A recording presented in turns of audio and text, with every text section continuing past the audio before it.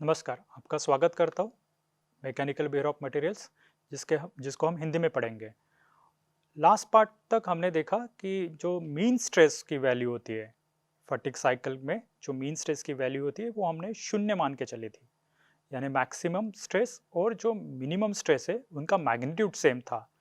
यानी इसका मतलब था वो कंप्लीटली रिवर्सिबल साइकिल थी।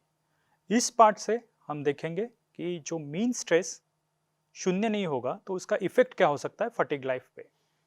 उसी तरह हम देखेंगे कि जो सिग्मा एम्पलीट्यूड है वो अगर चेंज हो रहा है तो किस तरह से हमारी फटिग लाइफ बदलती है। तो हम जब फटिग साइकिल की बात करते हैं तो कुछ प्रोसेस पैरामीटर्स हम कंसिडर करते हैं, जैसे मैक्सिमम स्ट्रेस और मिनिमम स्ट्रेस। तो अभी मैंने जैसे बताया कि जो सिग्मा मीन की वैल्यू है वो हम शून्य मान के चलते थे नॉर्मल। ये कंप्लीटली रिवर्स साइकिल थी, कंप्लीट रिवर्सल यहाँ पे हम कह सकते हैं। और इसका मतलब है कि sigma max is equal to sigma mean रहेगा मैग्नीट्यूड वाइज, और इसका डायरेक्शन जो रहेगा वो अलग रहेगा। ये अगर टेंशन में है तो ये कॉम्प्रेशन में है। तो हमने दो पैरामीटर्स इंट्रोड्यूस किए थे, के मैक्स और के मीन। अगर मेरे पास मैक्सिमम स्ट्रेस है तो उसके करस्पॉन्डिंग एक स्ट्रेस इंटेंसिटी फैक्टर रहेगा, अगर मटेरियल में कुछ क्रैक अवेलेबल है तो इसको हमने लिखा था के मैक्स। और मिनिमम स्ट्रेस के करस्पॉन्डिंग जो स्ट्रेस इंटेंसिटी फैक्टर रहेगा उसको हमने कहा था के मीन। अगर हम इसका रेशो अगर देखेंगे, आर रेशो, आर की वैल्यू हमने डिफाइन की थी। रेशो क्या था वो सिग्मा मीन का सिग्मा मैक्स के साथ। अगर हम ये दो रिलेशन अगर देखेंगे तो हम आर की वैल्यू को के मीन अपॉन के मैक्स ये भी लिख सकते हैं। तो अभी हम कुछ साइकिल्स देखते हैं और जानते हैं कि ये के मैक्स और के मीन या आर रेशो का क्या इफेक्ट हो सकता है। तो यहाँ पे हमने कुछ प्लॉट किए, यानी यहाँ पे टाइम के साथ कुछ साइकिल्स, यहाँ पे 3 साइकिल्स यहाँ पे मैंने दिखाई है। और इस एक्सिस पे यहाँ पे हम सिग्मा दिखाते हैं, पर यहाँ पे हम दिखाएंगे करस्पॉन्डिंग के दिखाएंगे। ये स्ट्रेस इंटेंसिटी फैक्टर है।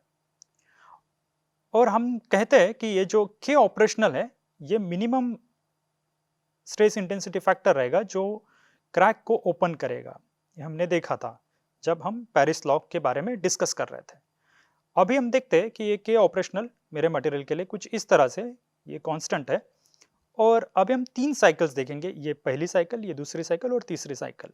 अभी कुछ पैरामीटर्स यहाँ पे हम डिफाइन कर लेते हैं, जैसे कि डेल्टा के। अगर मैं डेल्टा के की बात करूँगा तो ये क्या होगा, के मैक्स माइनस के मीन। यानी के मैक्स क्या है, ये स्ट्रेस इंटेंसिटी फैक्टर है करस्पॉन्डिंग टू मैक्सिमम स्ट्रेस, और के मीन है ये stress intensity factor corresponding to minimum stress. तो यहाँ पे मैक्सिमम स्ट्रेस कुछ इस तरह से हो गया और मिनिमम स्ट्रेस कुछ इस तरह से हो गया। अब हम देखते हैं कि डेल्टा के इफेक्टिव इसको कैसे डिफाइन करते हैं। इसको डिफाइन करते हैं के मैक्स माइनस के ऑपरेशनल। तो ये जो के ऑपरेशनल है यहाँ हमने डिफाइन किया है, के ऑपरेशनल लगभग ये है। यानी हम कहेंगे कि इसके ऊपर अगर स्ट्रेस इंटेंसिटी फैक्टर जाती है वैल्यू तभी वो क्रैक ओपन होगी, अगर इसके नीचे है तो वो क्रैक ओपन नहीं होगी, या हम कह सकते हैं कि इसके ऊपर ही क्रैक प्रोपोगेट होने में मदद करती है। तो हमने कहा था कि ये जो पार्ट है यहाँ पे इस साइकिल में, ये जो डार्क करके यहाँ पे हाईलाइटेड है, ये जो पार्ट है यही मेरे क्रैक को ओपन करने या प्रोपोगेट करने में मदद करेगी।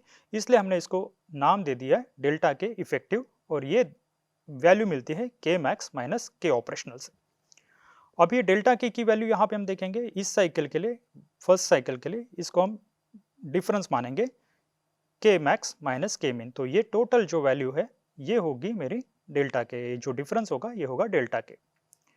अभी हम देखते हैं कि इसके करस्पॉन्डिंग एक डेल्टा के वन की वैल्यू है, और यहाँ पे एक स्ट्रेस रेशियो होगा, आर की वैल्यू जो मैं बात कर रहा हूँ वो होगा के मैक्स अपॉन के मीन।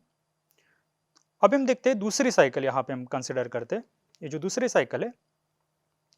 तो हम देखते हैं कि ये साइकिल कुछ इस तरह से हाईलाइटेड है। तो हम देखेंगे कि ये जो पार्ट है कि ऑपरेशनल के ऊपर जो साइकिल का पार्ट है वही मेरा मदद करेगी कि जो क्रैक प्रोपोगेशन में, नीचे वाला पार्ट क्रैक प्रोपोगेशन में मदद नहीं करेंगे। तो इसमें डेल्टा के की वैल्यू क्या होगी, इसमें डेल्टा के की वैल्यू कुछ इस तरह से होगी, इस एरो से मार्क की, और डेल्टा के इफेक्टिव होगा के मैक्स माइनस के ऑपरेशनल, तो ये डेल्टा इफेक्टिव हो जाएगी। सिमिलरली थर्ड साइकिल हम देखते हैं, तो यहाँ पे भी हम देखेंगे ये जो पार्ट है यही पार्ट मेरा मदद करेगा क्रैक प्रोपोगेशन में, और ये जो पार्ट है ये क्रैक प्रोपोगेशन में मदद नहीं करेगा। यहाँ पे डेल्टा के की वैल्यू ये हो गई, डेल्टा के 3 इसको मैंने मार्क किया है, और डेल्टा के इफेक्टिव कुछ इस तरह से मार्क किया है, के मैक्स माइनस के ऑपरेशनल। अभी हम देखते हैं सेकंड केस में कुछ कंपैरिजन करते हैं। यहाँ पे हमने लिखा है कि डेल्टा के टू यानी ये जो डिफरेंस है ये इक्वल है मेरे डेल्टा के वन के साथ, यानी दोनों का डिफरेंस जो है वो सेम है, तो यानी delta K two is equal to delta K one. यहाँ पे हम देखते हैं कि साइकिल थोड़ी अबव चली गई है, तो हम कह सकते हैं कि R2 की वैल्यू यहाँ पे यानी R2 की वैल्यू ग्रेटर देन होगी R1 से। तो हम कह सकते हैं कि सिग्मा मीन यहाँ पे बढ़ रहा है। आप देख पा रहे हैं कि सिग्मा मीन यहाँ पे लिख लेते हैं। सिग्मा मीन जो 1 है फॉर फर्स्ट साइकिल और सिग्मा मीन जो है सेकंड साइकिल वो बढ़ रहा है। तो आप देखेंगे कि अगर सिग्मा मीन की वैल्यू बढ़ रही है तो आप देखेंगे कि ये जो रेशो है वो बढ़ेगा या पॉजिटिव होगा, तो R2 की वैल्यू ग्रेटर देन R1 होगी। अभी हम देखते हैं कि यहाँ पे डेल्टा के की वैल्यू सेम है पर R2 ग्रेटर देन R1 है, तो हम ये कह सकते हैं कि क्रैक प्रोपोगेशन यहाँ पे दूसरे केस में ज़्यादा होगी एज कम्पेयर टू मेरे पहले केस में, क्योंकि आप देख पा रहे होंगे कि इसके ये जो पार्ट है साइकिल का वो ज़्यादा अबव है इस क्रैक प्रोपोगेशन या ऑपरेशनल स्ट्रेस इंटेंसिटी फैक्टर के ऊपर। तो ये जो पार्ट है वो ज़्यादा मदद करेगा मेरी क्रैक प्रोपोगेशन में, इसलिए हम ये कह सकते हैं। तो मैं कह सकता हूँ कि अगर मेरा R2 बढ़ रहा है तो क्रैक प्रोपोगेशन में आसानी होगी, यानी मैं कह सकता हूँ कि R रेशो अगर बढ़ रहा है तो क्रैक प्रोपोगेशन में आसानी होगी। तीसरा केस अगर कंसिडर करते हैं तो यहाँ पे डेल्टा K3 की वैल्यू डेल्टा K1 से बड़ी है। अगर ये आप देखेंगे ये जो वैल्यू है डेल्टा K3 आप देख पा रहे होंगे फिजिकली भी डेल्टा K1 से बड़ी है, पर हम देखेंगे कि ये जो रेशो है R3 is equal to R1, यानी यहाँ पे लिख लेते हैं कि ये जो रेशो है सिग्मा मैक्स 1 यहाँ पे सिग्मा मैक्स 3 और सिग्मा मीन 3, तो हम ये कह सकते हैं कि R की वैल्यू इन दोनों केस में सेम है, तो sigma max 1 upon sigma mean 1 is equal to sigma max 3 upon sigma mean 3। तो ये रेशो सेम है पर डेल्टा के की वैल्यू यहाँ पे ज़्यादा है, बड़ी है, या हम कह सकते हैं कि डेल्टा इफेक्टिव की वैल्यू भी यहाँ पे बड़ी है। तो हम ये कह सकते हैं कि ये दोनों रेशो सेम है पर ये जो वैल्यू है ये ज़्यादा है K3 में, तो हम कह सकते हैं कि ये जो टर्म है यानी क्रैक प्रोपोगेशन जो होगा वो तीसरे साइकिल में ज़्यादा होगा एज कम्पेयर टू मेरे पहले साइकिल में। तो मैं यहाँ पे कुछ कंक्लूजन्स लिख सकता हूँ। तो मैं कह सकता हूँ कि डेल्टा के ऑपरेशनल ये जो टर्म है ये डिफ़िकल्ट होती है समटाइम्स डिफरेंट साइकिल में फाइंड आउट करने के लिए, तो इसका डिपेंडेंस हम आसानी से लिख सकते हैं डेल्टा के और आर के ऊपर। तो अगर मुझे डेल्टा के पता है या आर पता है तो मैं कह सकता हूँ कि मैं डेल्टा के ऑपरेशनल के बारे में कुछ नॉलेज रख सकता हूँ। और एक चीज़ हम कह सकते हैं कि डेल्टा के इफेक्टिव बढ़ता है, कब बढ़ेगा वो, जब मेरा डेल्टा के भी बढ़ता है और मेरा आर रेशो बढ़ता है। तो मेरा डेल्टा के इफेक्टिव हायर होगा, इंक्रीज होगा अगर मेरा डेल्टा के यानी ये जो डिफरेंस है ये अगर बढ़ रहा है या आर रेशो बढ़ रहा है यानी आर रेशो पॉजिटिव हो रहा है, तब जाके यानी मेरा सिग्मा मीन बढ़ रहा है, तो आप कह सकते हैं कि जो डेल्टा के इफेक्टिव है वो बढ़ेगा। और इसका इम्प्लीकेशन क्या है, अगर डेल्टा के इफेक्टिव बढ़ रहा है तो आप कह सकते हैं कि मटेरियल में क्रैक प्रोपोगेशन आसानी से होगी, तो यानी फटिक फेल्यूर जल्दी होगा। तो डेल्टा के इफेक्टिव अगर बढ़ रहा है तो फटिक फेल्यूर मटेरियल में जल्दी होगा, वो कम स्ट्रेस में ही फेल होगा या कम साइकिल्स में फेल होगा। तो ये इसका इम्प्लीकेशन है, ये इसका महत्व है डेल्टा के इफेक्टिव का। अभी कुछ साइकिल्स देखते हैं। जब हम प्रोसेस पैरामीटर्स की बात कर रहे हैं तो अभी इफेक्ट ऑफ मीन स्ट्रेस की बात करते हैं। तो मान लेते हैं मेरे पास कुछ ऐसे स्ट्रेस साइकिल है और ये मेरी एक साइकिल है। यहाँ पे आप देखेंगे कि यहाँ पे सिग्मा मीन यहाँ पे शून्य है, क्योंकि साइकिल आप देखेंगे कि completely reversible, sigma max is equal to sigma mean, तो ये सिग्मा मीन की वैल्यू यहाँ पे शून्य है। और हम कहते हैं कि ये एक ऑपरेशनल स्ट्रेस है, यानी स्ट्रेस इंटेंसिटी फैक्टर, जो मेरे क्रैक को ओपन करने के लिए मदद करेगा। और सिग्मा एम्पलीट्यूड कुछ इस तरह से हम लिखते हैं, sigma max minus sigma mean, ये मिनिमम मीन जो वैल्यू है इसका डिफरेंस जो होगा वो मेरा स्ट्रेस एम्पलीट्यूड होगा। या हम इस तरह से भी लिख सकते हैं, sigma max minus sigma mean upon 2। तो ये स्ट्रेस एम्पलीट्यूड इस तरह से हमने डिफाइन किया है। अभी हम कह सकते हैं कि अगर मेरी साइकिल कुछ इस तरह से, के ऑपरेशनल कुछ इस तरह से, और आप देख सकते हैं कि ये पार्ट जो के ऑपरेशनल के ऊपर है यही सिर्फ क्रैक प्रोपोगेशन में मदद करेगा। तो इसको भी हम लिख देते हैं कि यहाँ पे जो ये नीचे वाला पार्ट है वो मदद नहीं करेगा मेरे क्रैक प्रोपोगेशन में, और ऊपर वाला पार्ट ही सिर्फ मदद करेगा। अभी हम साइकिल इस तरह से चूज करते हैं कि मान लेते हैं कि साइकिल में मेरा सिग्मा मैक्स में यहाँ पे बढ़ा रहा हूँ और सिग्मा मीन भी बढ़ा रहा हूँ, पर मैं जो स्ट्रेस एम्पलीट्यूड है वो कांस्टेंट रख रहा हूँ कुछ इस तरह से। आप देखेंगे कि मैंने जो स्ट्रेस एम्पलीट्यूड है वो कांस्टेंट रखा है, पर ये साइकिल में जो स्ट्रेस मैक्स है, सिग्मा मैक्स है, वो बढ़ गया, और सिग्मा मीन की वैल्यू भी है वो भी बढ़ गई है, और ये जो मीन वैल्यू आ रही है, सिग्मा एम की वैल्यू है, ये भी यहाँ पे बढ़ रही है। अभी हम देखते हैं कि, तो आप देखेंगे कि ये जो पार्ट है, अभी जैसे जैसे मेरा सिग्मा एम बढ़ रहा है वैसे वैसे जो साइकिल का जो पार्ट है जो मेरे क्रैक ओपन में मदद करेगा वो भी बढ़ रहा है। अभी फिर से अगर मैं साइकिल को कुछ इस तरह से कंसिडर करूंगा तो आप देखेंगे कि कंप्लीट साइकिल मेरे क्रैक प्रोपोगेशन में मदद करेगी। यानी आप देखे रहेंगे कि यहाँ पे ये सिग्मा एम की जो वैल्यू है वो बढ़ रही है, और मैं सिग्मा ए कांस्टेंट रख रहा हूँ, यहाँ पे सिग्मा ए चेंज नहीं हो रहा है, तो आप सिग्मा एम की वैल्यू बढ़ रही है, तो आप कह सकते हैं कि आर की वैल्यू भी बढ़ रही है। आप अगर कैलकुलेट करेंगे सिग्मा एम और आर का रिलेशन, तो आप देख पाएंगे कि जैसे जैसे सिग्मा एम बढ़ता है वैसे वैसे आर की वैल्यू भी बढ़ती है। तो ये ऑब्जर्वेशन हो गया, और जैसे जैसे सिग्मा एम और आर की वैल्यू बढ़ेगी, जब मैं स्ट्रेस एम्पलीट्यूड कांस्टेंट रख रहा हूँ, वैसे वैसे स्ट्रेस जो कंप्लीट साइकिल है वो इस्तेमाल होगी मेरे क्रैक प्रोपोगेशन में। तो क्रैक प्रोपोगेशन में आसानी होगी और फटीग लाइफ यहाँ पे डिक्रीज होगी, क्योंकि जितने ज़्यादा से अच्छे से क्रैक प्रोपोगेट होगा, आसानी से क्रैक प्रोपोगेट होगा, उतना मेरा फटीग लाइफ डिक्रीज होगा, या नंबर ऑफ साइकिल्स फेल्यूर के लिए वो कम होगा, घट जाएगा। तो मैं कुछ इस तरह से एक सेंटेंस लिख सकता हूँ कि फटीग लाइफ डिक्रीज होगी जैसे जैसे मेरा मीन स्ट्रेस बढ़ रहा है for a given stress amplitude. यानी स्ट्रेस एम्पलीट्यूड जब कांस्टेंट है और मैं मीन स्ट्रेस की वैल्यू बढ़ा रहा हूँ तो फटीग लाइफ डिक्रीज होगी। तो मैं कुछ इस तरह से प्लॉट कर सकता हूँ, जब मेरा सिग्मा एम शून्य नहीं है यानी रिवर्सिबल साइकिल नहीं है, तो मैं यहाँ पे स्ट्रेस एम्पलीट्यूड प्लॉट कर रहा हूँ। यहाँ पे स्ट्रेस एम्पलीट्यूड मैं अगर देखूंगा, स्ट्रेस एम्पलीट्यूड यहाँ पे मैं प्लॉट करूंगा, और यहाँ पे number of cycles to failure मैं प्लॉट करने वाला हूँ। तो मान लेते कुछ इस तरह से पॉइंट्स मैंने प्लॉट किए। ये डैश लाइन दिखा रही है कि एक कांस्टेंट स्ट्रेस एम्पलीट्यूड के लिए, यानी अगर मेरा स्ट्रेस एम्पलीट्यूड चेंज नहीं हो रहा है, तो आप देखेंगे कि जैसे जैसे मेरा मीन स्ट्रेस डिक्रीज होगा, तो यहाँ पे जो मीन स्ट्रेस की वैल्यू है वो हाईएस्ट रहेगी एज कम्पेयर टू जो मीन स्ट्रेस है, ये जो वैल्यू है इसके करस्पॉन्डिंग। मीन यानी सिग्मा एम की वैल्यू में बात कर रहा हूँ, तो ये सिग्मा एम की वैल्यू यहाँ पे हाईएस्ट रहेगी as compare to sigma m की वैल्यू यहाँ पे। इसका मतलब क्या है कि जैसे जैसे मेरा सिग्मा एम बढ़ रहा है, ये जो मीन स्ट्रेस बढ़ रहा है, वैसे वैसे number of cycles to failure वो डिक्रीज हो रही है।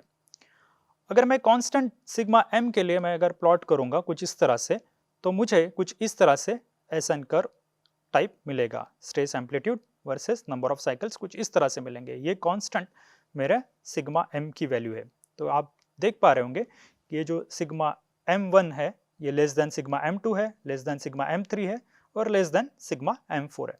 तो आप देखेंगे जैसे जैसे मेरा मीन स्ट्रेस की वैल्यू बढ़ेगी वैसे वैसे मेरी फटीग लाइफ यहाँ पे डिक्रीज होगी, यानी number of cycles to failure यहाँ पे डिक्रीज होंगे। तो ये हम कुछ इस तरह से मीन स्ट्रेस का इफेक्ट देख सकते हैं मेरे फटीग लाइफ पे। तो एक सेंटेंस फिर से हम लिख लेते हैं यहाँ पे कि जैसे जैसे मीन स्ट्रेस इंक्रीज होता है वैसे वैसे फटीग लाइफ डिक्रीज होगी फॉर अ गिवन सिग्मा ए, यानी अगर सिग्मा ए चेंज नहीं हो रहा, ये सिग्मा ए यहाँ पे चेंज नहीं हो रहा था, और मीन स्ट्रेस जैसे जैसे मैं बढ़ा रहा हूँ वैसे वैसे आप देखेंगे कि ये फटीग लाइफ यहाँ पे डिक्रीज होगी। तो ये रिलेशन हो गया मेरा सिग्मा ए वर्सेस एन जब मीन स्ट्रेस शून्य नहीं है। अभी हम देखते हैं कि इफेक्ट ऑफ आर रेशियो। तो इसके लिए कुछ साइकिल्स यहाँ पे हम कंसिडर कर लेते हैं। मान लेते हैं मेरी स्ट्रेस वर्सेस टाइम कुछ इस तरह से हमने प्लॉट किया है, और मान लेते हैं कि मैं सिग्मा मैक्स फिक्स करके चल रहा हूँ, यानी मैक्सिमम स्ट्रेस मैं यहाँ पे फिक्स कर लूँगा और मैं सिर्फ आर रेशियो चेंज करूँगा। तो अगर मेरा मैक्सिमम सिग्मा मैक्स फिक्स है, तो जो कि मेरा अलाउएबल स्ट्रेस है, तो मैं ये रिलेशन आसानी से लिख सकता हूँ, sigma a plus sigma m is less than और इक्वल टू सिग्मा मैक्स। तो मान लेते कुछ इस तरह से मेरे पास साइकिल्स है। यहाँ पे आप देखेंगे कि आर की वैल्यू, ये जो ब्लैक साइकिल है इसके लिए आर की वैल्यू -1 है, यानी कंप्लीट रिवर्सिबल है। आप देखेंगे कि सिग्मा मैक्स और सिग्मा मीन दोनों का मैग्नीट्यूड सेम है, यहाँ पे एक टेंशन में, ये कॉम्प्रेशन में। आर की वैल्यू यहाँ पे 0 है, तो आप देखेंगे कि रेट के लिए सिग्मा मीन जो वैल्यू है वो 0 है यहाँ पे, और आर की वैल्यू 0.5 है, तो आप देखेंगे कि ये जो ब्लू कर्व है यहाँ पे सिग्मा मीन की वैल्यू यहाँ पे मिनिमम जो वैल्यू है इसकी यहाँ पे बढ़ गई है। और इस तीनों साइकिल्स में मैंने सिग्मा मैक्स को कांस्टेंट मान के चला है, सिग्मा मैक्स में यहाँ पे चेंज नहीं कर रहा हूँ, फिक्स्ड मैंने रखा है। सिर्फ यहाँ पे मेरी आर की वैल्यू यहाँ पे बढ़ रही है, यहाँ से आर की वैल्यू अब बढ़ रही है। अभी हम देखते हैं कि इस साइकिल्स की वजह से, यानी आर की जब वैल्यू मैं बढ़ा रहा हूँ तो फटीग लाइफ पे क्या असर होगा। तो हमने पहले स्लाइड में, अभी इस पार्ट के पहले स्लाइड में देखा कि ये जो डेल्टा के इफेक्टिव है वो डायरेक्टली प्रोपोर्शनल टू डेल्टा के है, और डेल्टा के मैं किस तरह से फाइंड आउट करूंगा कि जो मैक्सिमम स्ट्रेस है और जो मिनिमम स्ट्रेस है इन दोनों का डिफरेंस ज़्यादा है, तो डेल्टा की वैल्यू ज़्यादा होगी। तो यहाँ इन 3 साइकिल्स के लिए हम डेल्टा के निकालते हैं, और डेल्टा के 0.5 के लिए कुछ इस तरह से होगा, ये मैक्सिमम स्ट्रेस है, डेल्टा के 0.5 के लिए ये मैक्सिमम स्ट्रेस है, ये मिनिमम स्ट्रेस है, इन दोनों का डिफरेंस मुझे डेल्टा के देगा ये 0.5 स्ट्रेस रेशियो के लिए।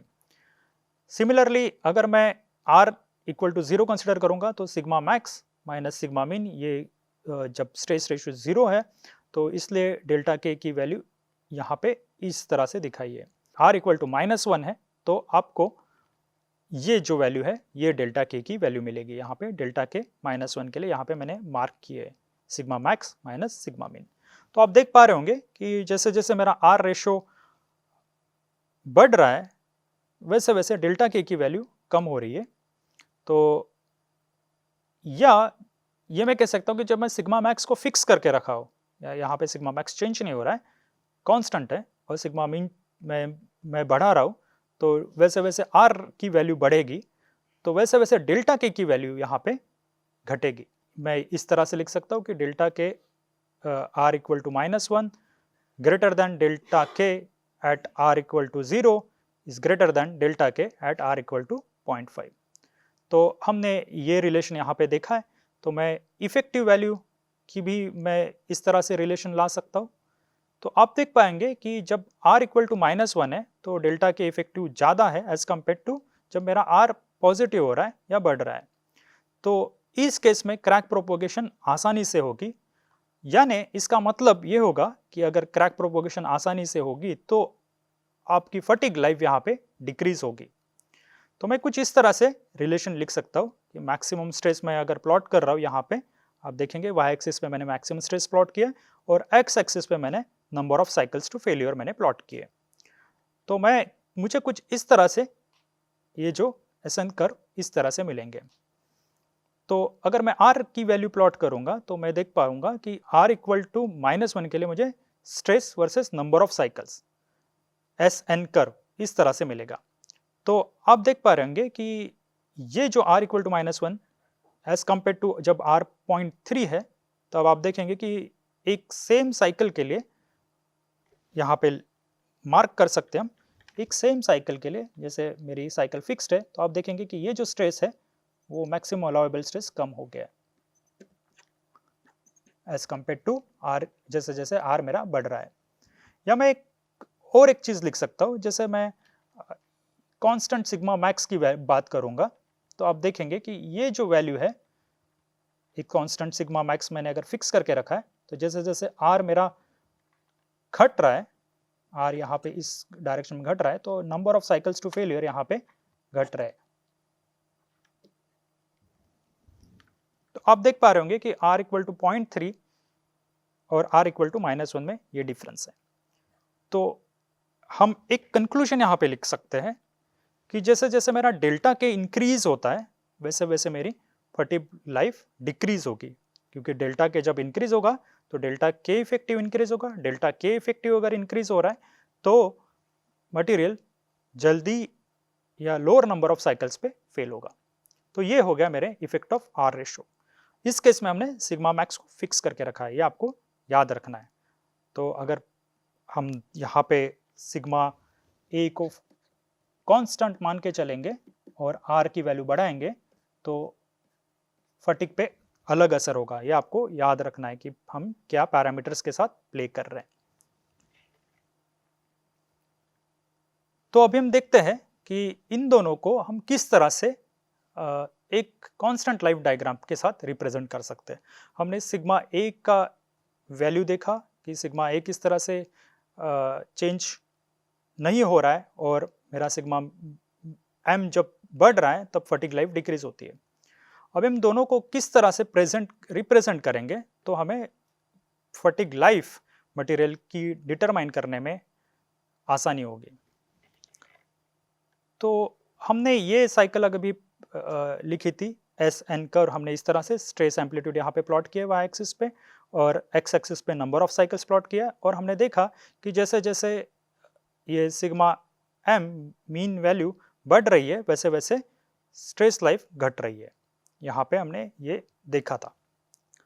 अभी मैं क्या करता हूँ, अभी एक कांस्टेंट नंबर ऑफ साइकिल्स के लिए जैसे एन ये मैंने कुछ इस तरह से मान लिया है। इस नंबर ऑफ साइकिल्स के लिए मैं अभी कुछ कोऑर्डिनेट्स लिखूंगा इस प्लॉट के द्वारा।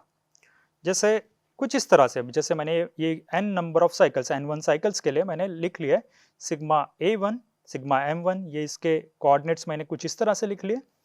तो ये करस्पॉन्डिंग स्ट्रेस हो गया, स्ट्रेस एम्पलीट्यूड, और ये हो गया मेरा मीन स्ट्रेस, ये सिग्मा m1।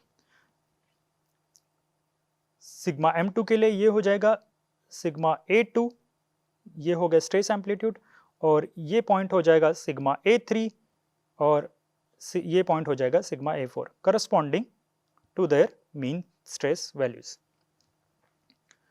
तो अभी इसको मैं कुछ इस तरह से प्लॉट कर सकता हूँ। आप देख पा रहे होंगे कि जैसे जैसे मेरा सिग्मा m बढ़ रहा है वैसे वैसे सिग्मा a डिक्रीज हो रहा है।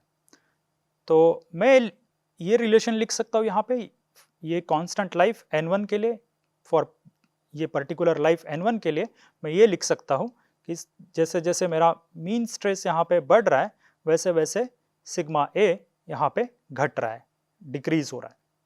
तो मैं इसको प्लॉट भी कर सकता हूँ। अगर मैं स्ट्रेस एम्पलीट्यूड प्लॉट करूँगा वाई एक्सिस पे और मीन स्ट्रेस अगर मैं प्लॉट करूँगा एक्स एक्सिस पे, तो मैं कुछ इस तरह से प्लॉट कर सकता हूँ। यहाँ पे आप देख पा रहे होंगे कि जैसे जैसे मेरा सिग्मा m बढ़ रहा है वैसे वैसे सिग्मा a यहाँ पे घट रहा है। तो ये जो प्लॉट है वो मैं किसी एक कांस्टेंट साइकिल के लिए लिख रहा हूँ, जैसे n1 साइकिल के लिए। तो मैं कुछ इस तरह से मुझे रिलेशन मिल जाएगा सिग्मा a और सिग्मा m के बीच में for a particular cycle n1 cycle. तो मैं कुछ n2 साइकिल के लिए भी यहाँ पे लिख सकता हूँ। अगर मैं n2 यहाँ पे प्लॉट करूँगा तो मुझे करस्पॉन्डिंग सिग्मा a और m मिल जाएगा। तो मैं कुछ सिमिलरली मैं n3 साइकिल के लिए भी लिख पाऊंगा। तो आप कुछ इस तरह से आपको ऐसे प्लॉट मिलेंगे n2 के लिए और n3 के लिए। तो आप देख पा रहे होंगे कि जैसे n1, n2 और n3 में कुछ इस तरह से रिलेशन है। तो n1 जो है लोअर नंबर ऑफ साइकिल से, n2 से और n3 से।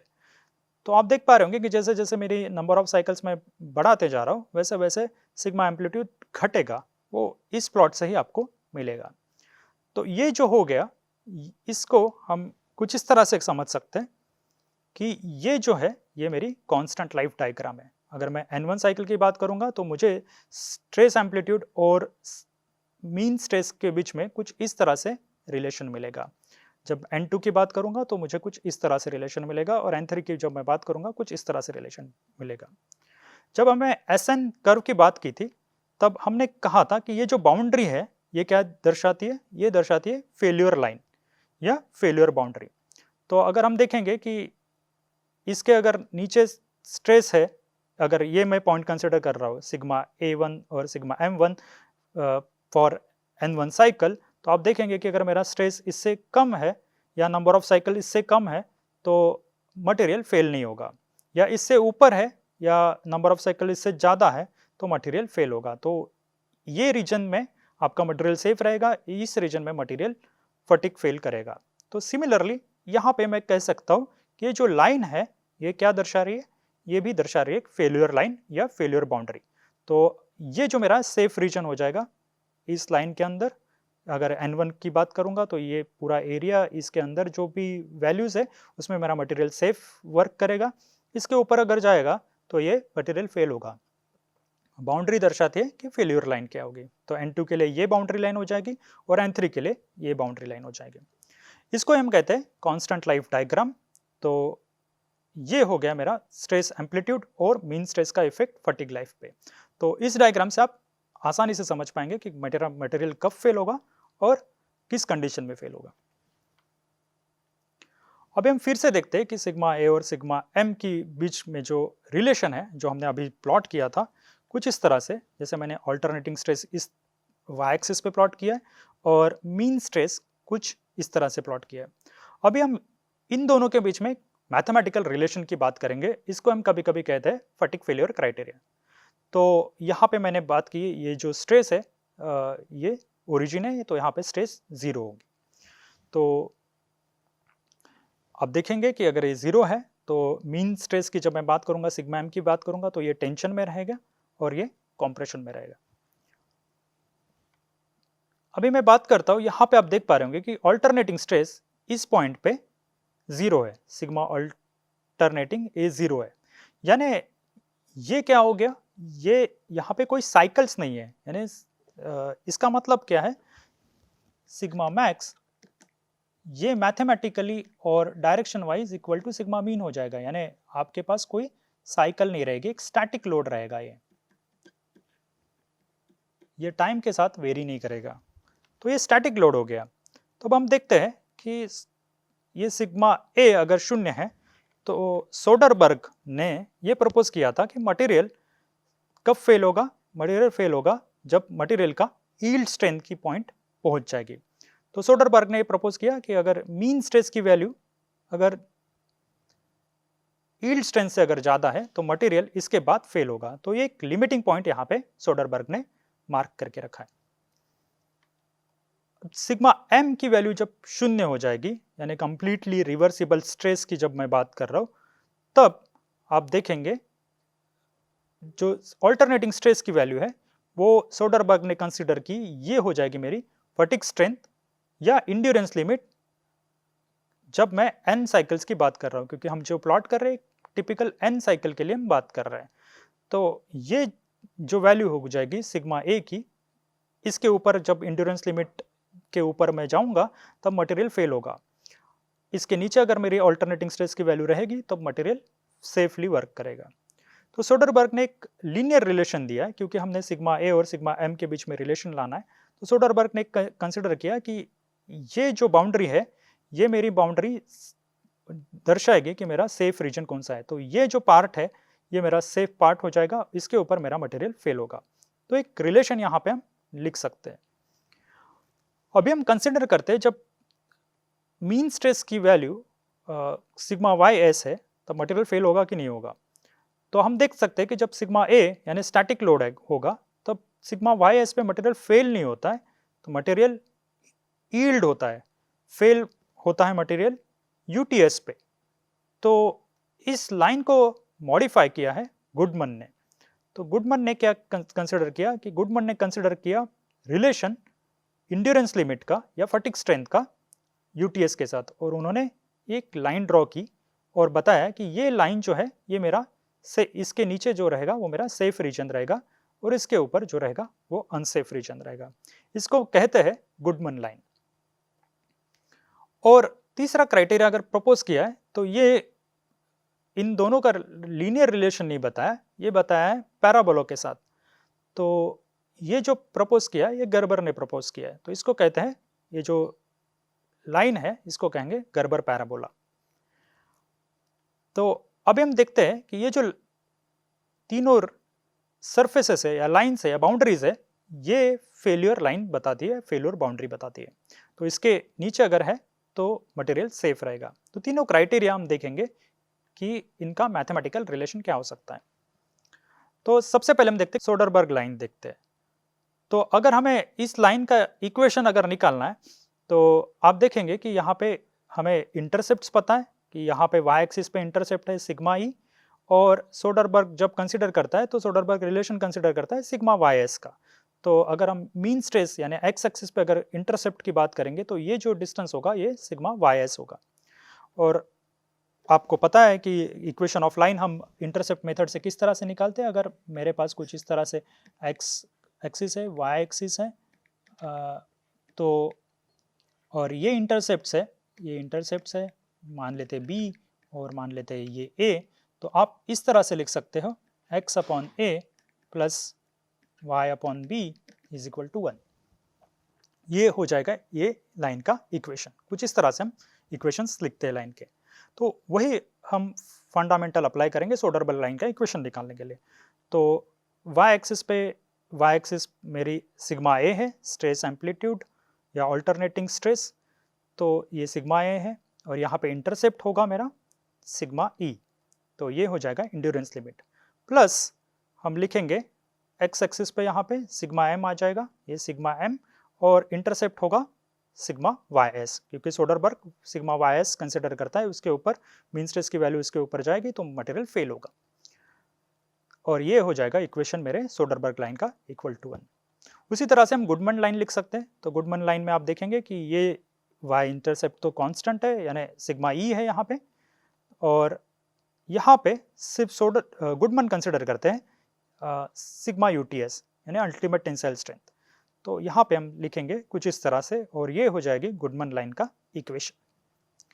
अगर मैं पैराबोला का इक्वेशन अगर कंसिडर करूँगा इस इंटरसेप्ट मेथड से, तो हम कुछ इस तरह से लिख पाएंगे सिग्मा ए अपॉन सिग्मा ई प्लस ये सिर्फ यहाँ पे स्क्वेयर हो जाएगा, क्योंकि पैराबोला हम लिखते हैं y is proportional to x square, right. तो ये जो हो जाएगा ये यहाँ पे स्क्वेयर टर्म आ जाएगा, ये दर्शाएगा मेरा पैराबोला का इक्वेशन। तो इस तरह से हम फेल्यूर क्राइटेरिया यहाँ पे लिख सकते हैं, या सिग्मा ए और सिग्मा एम का रिलेशन निकाल सकते हैं मटेरियल प्रॉपर्टीज के द्वारा।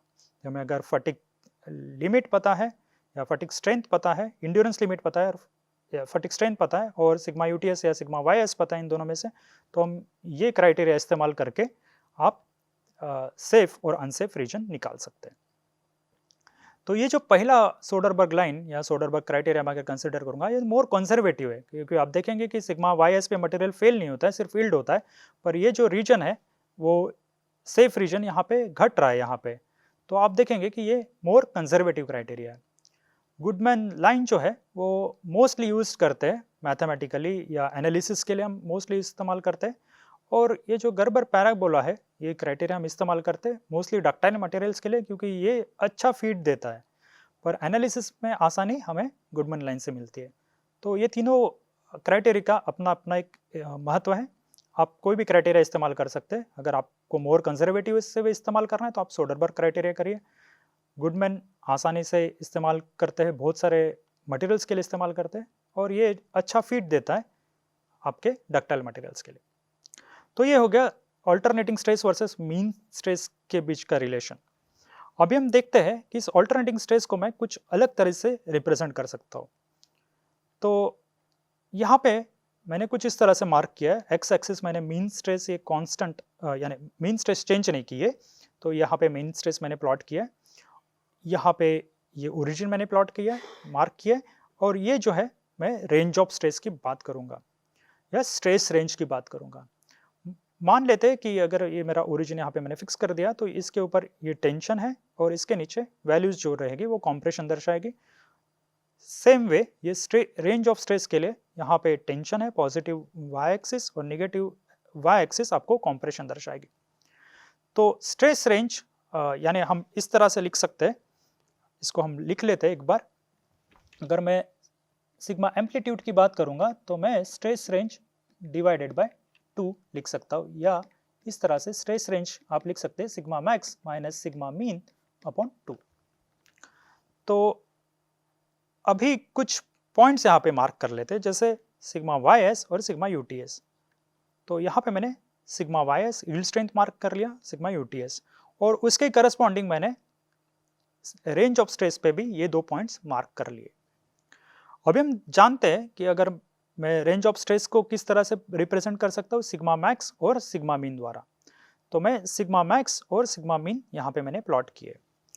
तो आप देखेंगे कि ये जो सिग्मा मैक्स की वैल्यू यहाँ पे मैंने सॉलिड लाइन से यहाँ दिखा ली है, ये आप देखेंगे कि मैंने ये सिग्मा वाई एस तक ही मार्क किए। इसका मतलब ये है कि जब हम फटीग टेस्ट करते हैं, हम maximum value sigma y s तक जाके डिफॉर्म करते हैं, इसलिए यहाँ पे ये सिग्मा मैक्स और सिग्मा मीन की वैल्यू मैंने सिग्मा वाई एस तक ही मार्क की है। अभी आप देखेंगे कि यहाँ पे सिग्मा मीन की वैल्यू यानी सिग्मा एम की वैल्यू 0 है, तो आप देखेंगे ये जो स्ट्रेस रेंज होगी ये कंप्लीटली रिवर्सिबल साइकिल होगी, यानी यहाँ पे आर की वैल्यू इस पॉइंट पे -1 होगी। अभी हम देखते हैं कि अगर मैं इसको एक्सटेंड करूंगा तो मटेरियल मेरा हमेशा सिग्मा यूटीएस पे फेल होगा, तो सिग्मा मैक्स को मैंने इस तरह से डॉटेड लाइन पे दिखाया है। अभी मैं ये जो प्लॉट कर रहा हूं ये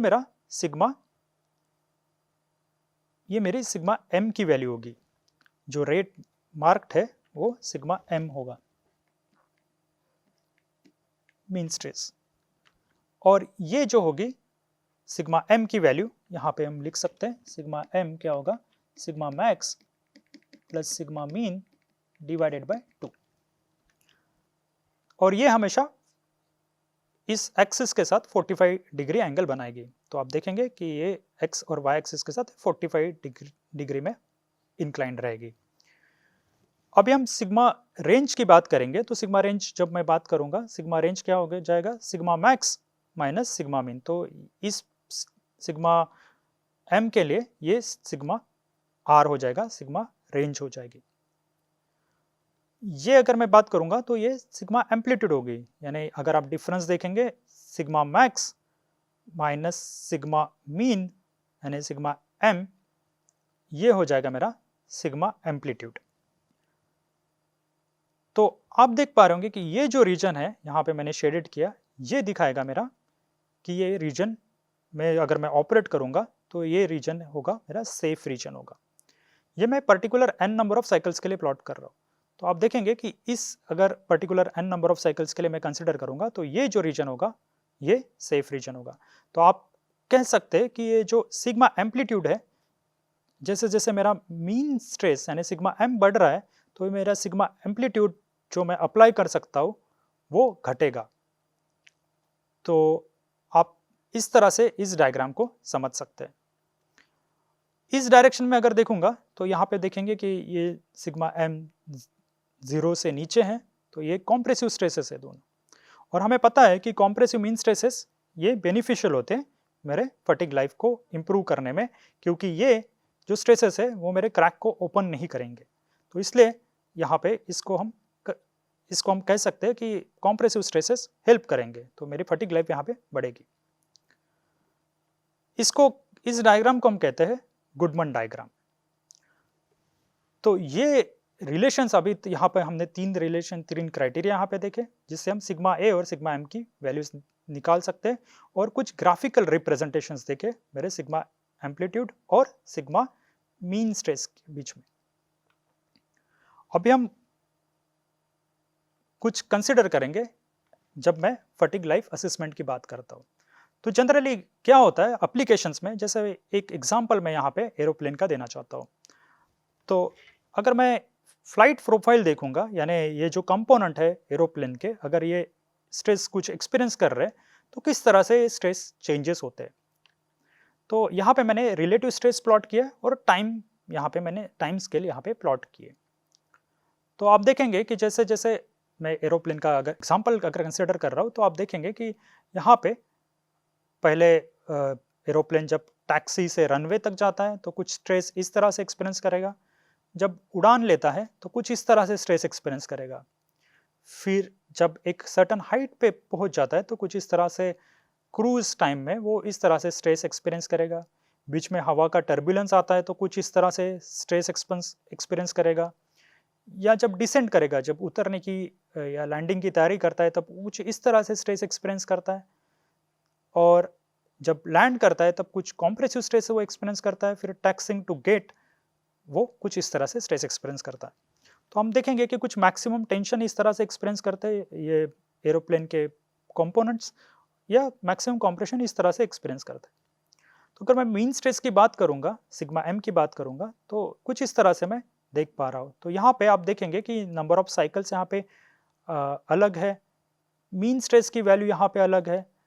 तो जब हम फटीग टेस्ट करते हैं लेबोरेटरी में तो हम कांस्टेंट साइकिल पे करते हैं और कांस्टेंट स्ट्रेस लेवल पे करते हैं, पर एक्चुअली प्रैक्टिकली आप देखेंगे कि मीन स्ट्रेस भी चेंज होता है एप्लीकेशन के दौरान, और नंबर ऑफ साइकिल्स यहाँ पे कैसे अप्लाई हो रही है ये भी चेंज होती रहती है। तो आप कैसे डिटरमाइन करोगे लेबोरेटरी एक्सपेरिमेंट्स के द्वारा कि मेरे मटेरियल या मेरा कंपोनेंट्स किसी एप्लीकेशन में कितना लाइफ सस्टेन या कितना लाइफ सर्वाइव कर पाएंगे। तो आप देख पा रहे होंगे कि यहाँ पे 2 पॉइंट्स मैंने लिखे कि जब मेरे पास साइकिल्स चेंज हो रही है या लोड्स चेंज हो रही है तो मैं मटेरियल की कितनी लाइफ बची हुई है या मटेरियल या कंपोनेंट्स कितने समय तक सस्टेन कर पाएगा, ये कैसे प्रेडिक्ट कर पाऊंगा। तो इसको ही हम कहते हैं फटीग लाइफ टाइम असेसमेंट। तो इसके लिए हम कुछ इस तरह से कंसिडर करते हैं।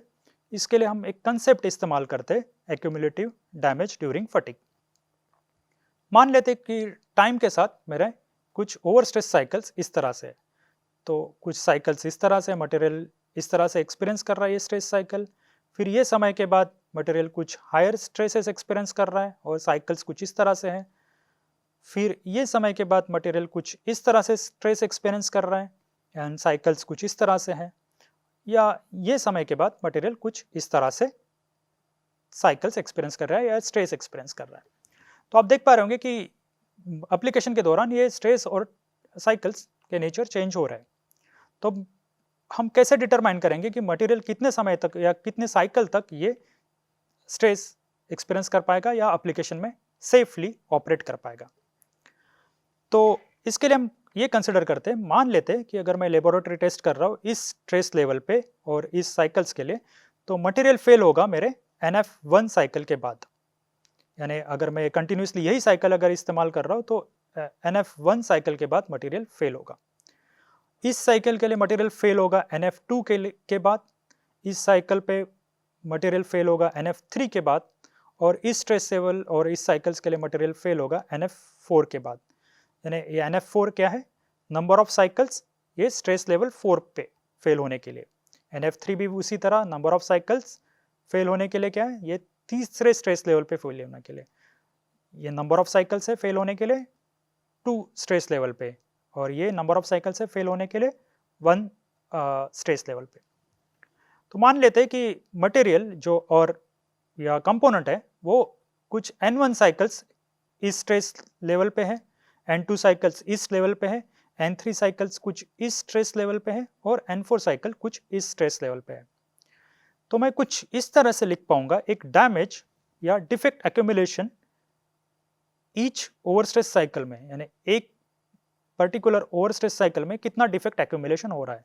तो उसको मैं सिंपली इस तरह से कंसिडर करता हूँ, ये कितने साइकिल्स उसने एक्सपीरियंस किए और total number of cycles fail होने के लिए उस ओवर स्ट्रेस के लिए, ये रेशियो अगर मैं कंसिडर करूंगा, इसको मैं कहता हूँ कुछ डिफेक्ट एक्यूमुलेशन हो गया इस साइकिल में। दूसरा साइकिल में कुछ इस तरह से N2/NF2 हो जाएगा। तीसरे साइकिल में मटेरियल कुछ N3 साइकिल्स एक्सपीरियंस किया है, बट NF3 साइकिल चाहिए थी उसको फेल होने के लिए इस स्ट्रेस लेवल पे। तो ये जो हो गया डिफेक्ट एक्यूमुलेशन हो गया ये मटेरियल को फेल होने के लिए। N4 के लिए आप देखेंगे कि जो N4 साइकिल्स मटेरियल या कंपोनेंट एक्सपीरियंस की है और NF4 चाहिए मटेरियल को फेल होने के लिए। तो ये जो हो गए ये मेरे डिफेक्ट एक्यूमुलेशन। आप इस तरह से भी समझ सकते हैं कि जब N1 is equal to NF1 हो जाएगा तो मटेरियल इसी साइकिल में फेल हो जाएगा। N2 अगर NF2 के बराबर हो जाएगा तो मटेरियल इसी साइकिल में फेल हो जाएगा, और N3 NF3 के बराबर है तो मटेरियल इस साइकिल में फेल हो जाएगा, और N4 NF4 के बराबर है तो मटेरियल इस साइकिल में फेल हो जाएगा। तो हम देखते हैं कि ये जो डैमेज एक्यूमुलेशन है मैं कुछ लीनियरली ऐड कर सकता हूँ, इसको हम कहते हैं लीनियर क्यूमुलेटिव डैमेज एक्यूमुलेशन। तो ये D मैं N1 upon NF1 plus N2 upon NF2 N3 upon NF3 plus N4 upon NF4, ये मैं लीनियर क्यूमुलेटिव डैमेज एक्यूमुलेशन यहाँ पे मैंने लिख लिया है। तो मैं D n number of cycles के लिए कुछ इस तरह से लिख सकता हूँ, summation from I equal to 1 to n Ni upon NFi। तो ये मैं जनरलाइज वे से लिख सकता हूँ। अभी हमने कहा है कि कंपोनेंट कब फेल होगा, तो कंपोनेंट फेल होगा ये जब D की वैल्यू यहाँ पे ये जो D की वैल्यू 1 हो जाएगी, इक्वल टू 1 हो जाएगी, तब वो फेल होगा, और इसको कहते हैं माइनर्स रूल। तो माइनर्स ने ये क्राइटेरिया दिया था लीनियर क्यूमुलेटिव डैमेज एक्यूमुलेशन का, अगर D की वैल्यू 1 है तो मटेरियल फेल हो जाएगा। तो मैं कुछ इस तरह से लिख सकता हूँ, इसको हम कहते हैं पाल्मग्रेन minor rule.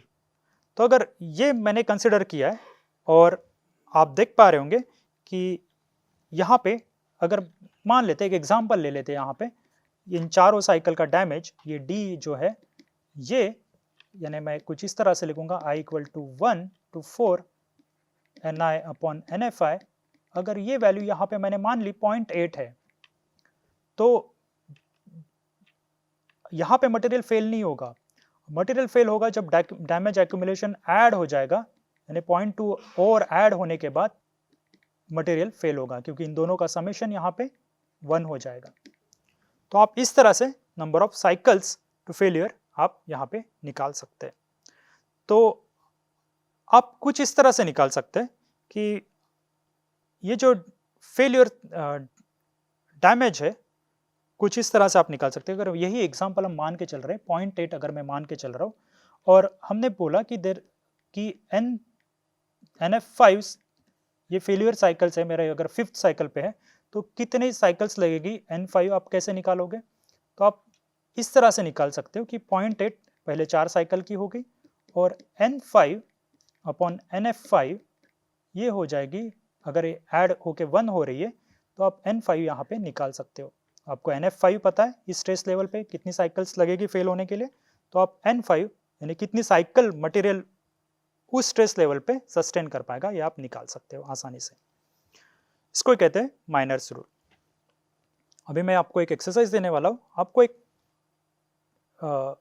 Method find out करनी है कि एक मेथड है कोक्सिंग, इसको आपको फाइंड आउट करना है कि कोक्सिंग क्या होता है।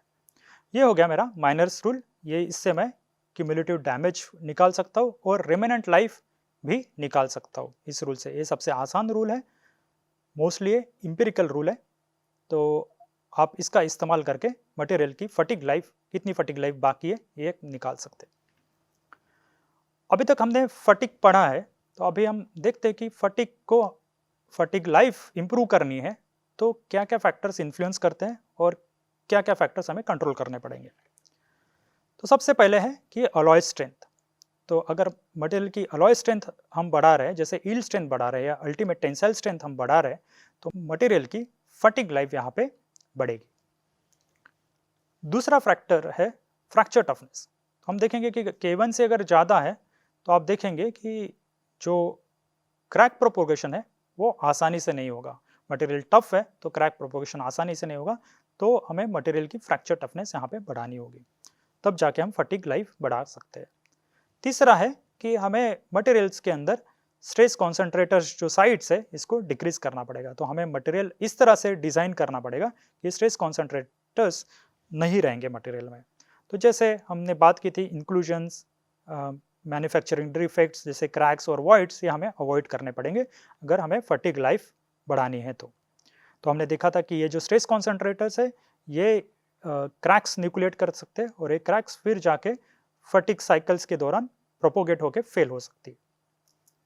सिमिलरली हमें सरफेस डिफेक्ट्स कम करने हैं, जैसे सरफेस रफनेस और सरफेस फिनिश का हमें अच्छे से ध्यान रखना है।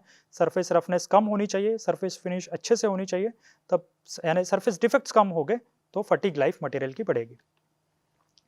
सिमिलरली रेसिडुअल स्ट्रेसेस की जब बात करेंगे तो हमने देखा था कि कॉम्प्रेसिव स्ट्रेसेस क्लोज करने में मदद करते हैं क्रैक को। तो अगर कॉम्प्रेसिव रेसिडुअल स्ट्रेसेस है सरफेस पे तो हम मटेरियल की या कंपोनेंट की फटीग लाइफ बढ़ा सकते हैं।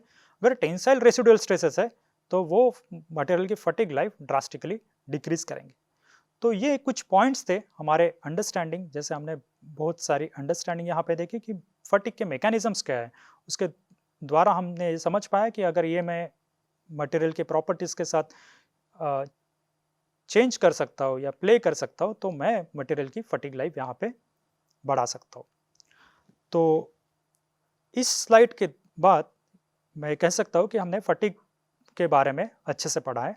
तो हमने इस पार्ट में तो मीन स्ट्रेस की वैल्यू जब शून्य नहीं रहती तो मीन स्ट्रेस का इफेक्ट क्या होता है फटीग लाइफ पे ये जाना, सिग्मा एम्पलीट्यूड और सिग्मा एम के बारे में जो रिलेशंस है, कुछ फटीग फेलियर क्राइटेरिया है ये भी देखें, और क्या फैक्टर्स मटेरियल की फटीग लाइफ इंप्रूव कर सकते ये भी हमने जाना। इस पार्ट में हम फटीग पे जो डिस्कशन है यहीं पे रोकते हैं। अगले पार्ट में हम कुछ मैकेनिकल टेस्टिंग देखेंगे या कुछ मैकेनिकल बिहेवियर देखेंगे मटेरियल्स का। अभी के लिए रुकता हूँ, धन्यवाद।